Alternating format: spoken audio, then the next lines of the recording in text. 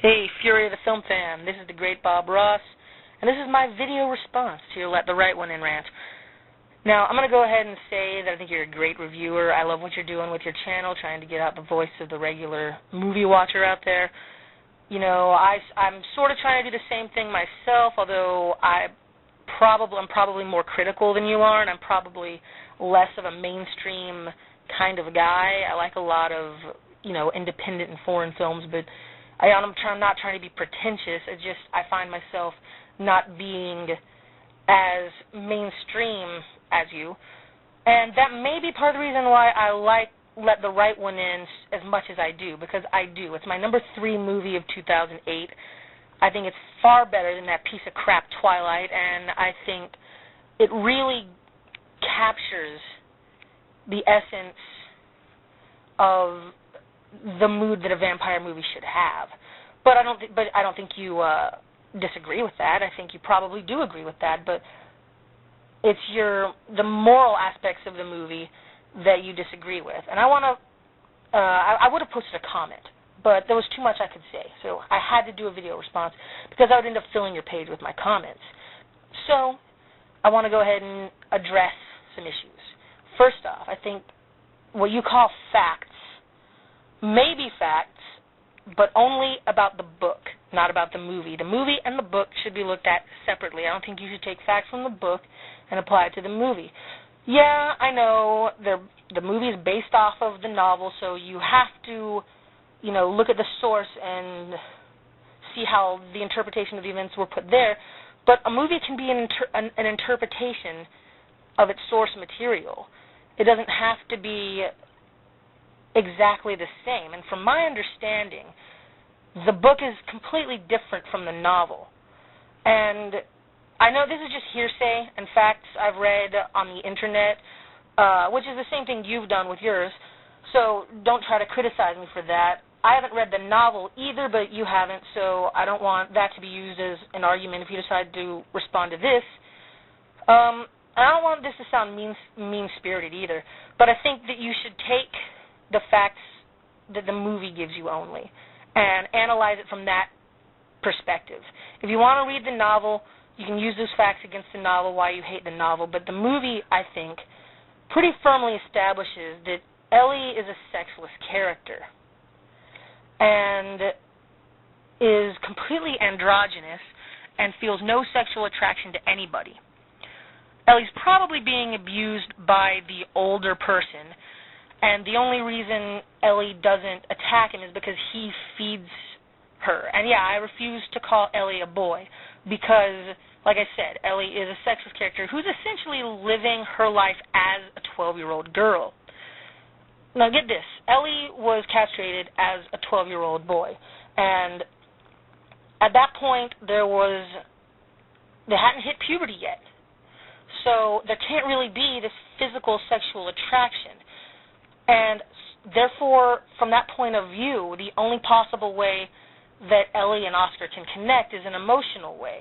And I don't think you can look at what someone once was and try to apply it to what they are now and say that that's wrong. I don't think you can do that. I also don't think you can definitively say that Ellie is does in fact have the maturity of an adult male, because having grown up as a 12-year-old girl, don't you think that would completely destroy your normal social, sexual, any type of mental development if you were to be treated as a 12-year-old girl your entire life? You wouldn't be able to learn the social norms that a teenage and adult male would. You would be stuck in that body, which is another reason why I think at this point in Ellie's life has no sexual feelings at this point, because he has gotten to the point, she has gotten to the point where she feels no attraction to anybody on a physical level because she can't. And it's so heartbreakingly sad because, like I said, I also think she's probably being sexually abused by the older male that she's living with. But she doesn't feel the need to fight back because, once again, she doesn't feel any sexual attraction, and also because she is being kept fed by this person. And from Oscar's point of view, obviously he thinks that she's a girl, but she knows that she's completely androgynous, and she's not going to have what Oscar wants. Yet they develop this social and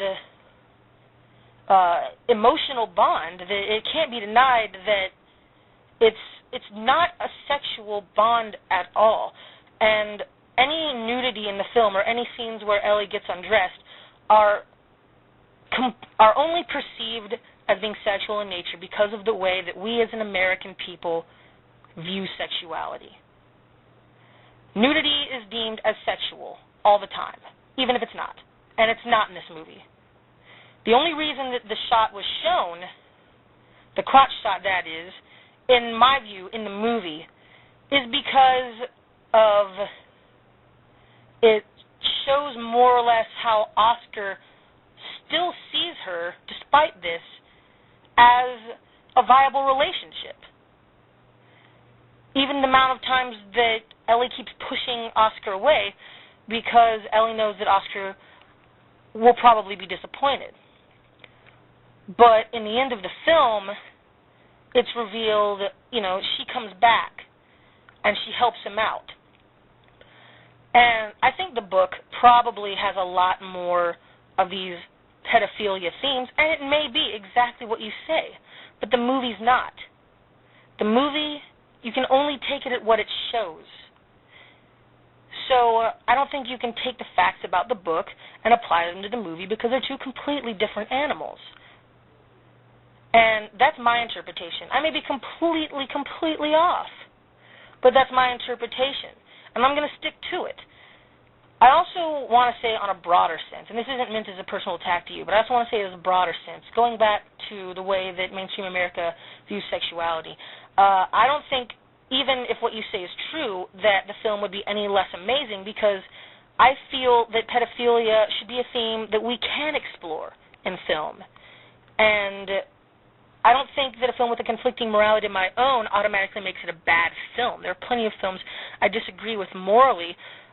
Frailty, for example, the one with Matthew McConaughey, as someone who grew up in a Christian church, and I have a great respect for many Christians, I think that, from a moral standpoint, it was almost offensive to me to the point that I was really, really confused. But I've seen it a couple times since, and I absolutely love the film. So there are a lot of movies that I disagree with morally. Another one is Happiness by Todd Solondz, which is another movie that deals with pedophilia. But I think the movie handles it remarkably well. So I definitely think you should be able to view these films and even feature naked children. Okay, if you find that sexually connotative, even if it's not, or if it's shown between two younger children, like a movie such as The Blue Lagoon, which is a terrible film, but not because of the amount of nudity it shows. So I think that you should, you have your own morality, and I'm not asking you to change it. I just think you should try to not insert your own personal views into a movie and judge it based on that. So that's essentially my rant response. And I hope you take my views into consideration. They may be completely off base, but it's what I feel. So I encourage anybody who hasn't seen Let the Right One In to go out and rent it since it's out. And please, for the love of God, don't watch the piece of crap Twilight. Until next time, I'm the Great Bob Ross. See ya.